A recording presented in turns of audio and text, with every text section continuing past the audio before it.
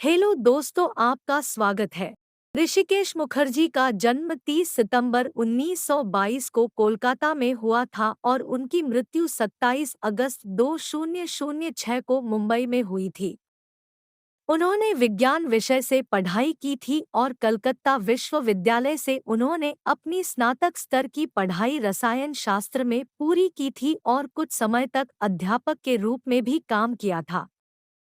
आनंद और मिली जैसी फिल्मों से भारतीय सिनेमा जगत को एक नया मुकाम देने वाले ऋषिकेश मुखर्जी ने फिल्म 2 बीघा ज़मीन में बतौर सहायक निर्देशक के रूप में 1953 में अपने कैरियर की शुरुआत की थी।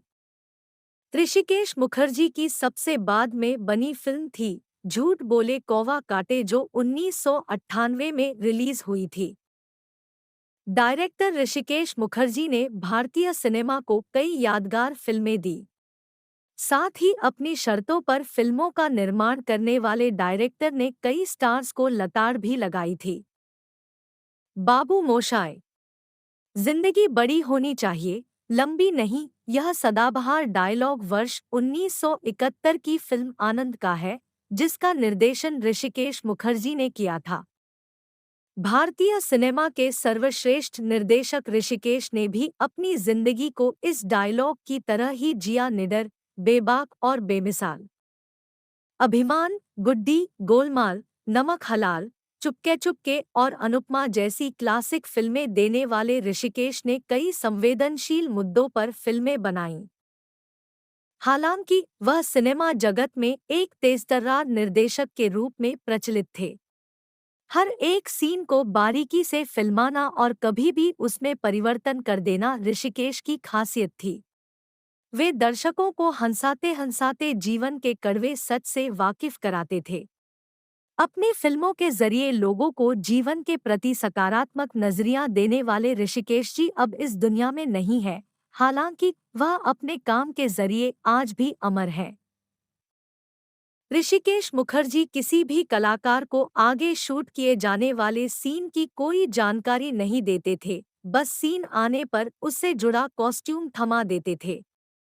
वहीं उनके साथ फिल्म चुपके चुपके में काम कर रहे अमिताभ बच्चन को इस बारे में कोई जानकारी नहीं थी।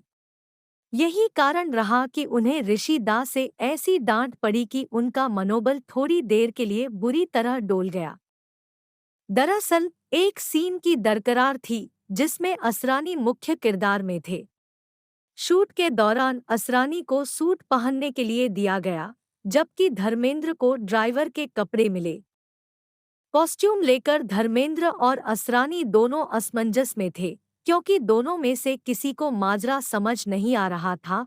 वहीं ऋषि दास सेट पर आराम से चेस खेल रहे थे। धर्मेंद्र की उत्सुकता बढ़ती चली गई और उन्होंने आखिरकार असरानी से पूछ ही लिया, क्यों, मैं तुम्हारा ड्राइवर बना हूं क्या? क्या चल रहा है? तुम्हें सूट और मुझे ड्राइवर के कपड़े क्यों? इस पर असरानी ने जवाब दिया कि उन्हें इसके बारे में कुछ भी नहीं पता। वहीं ऋषि दा दोनों की बातें बड़े ही गौर से सुन रहे थे। धर्मेंद्र को असरानी से इस तरह बात करता देख ऋषि दा ने चिल्लाते हुए कहा, ऐ धर्म, असरानी से क्या पूछ रहे हो? सीन के बारे में पूछ रहे हो?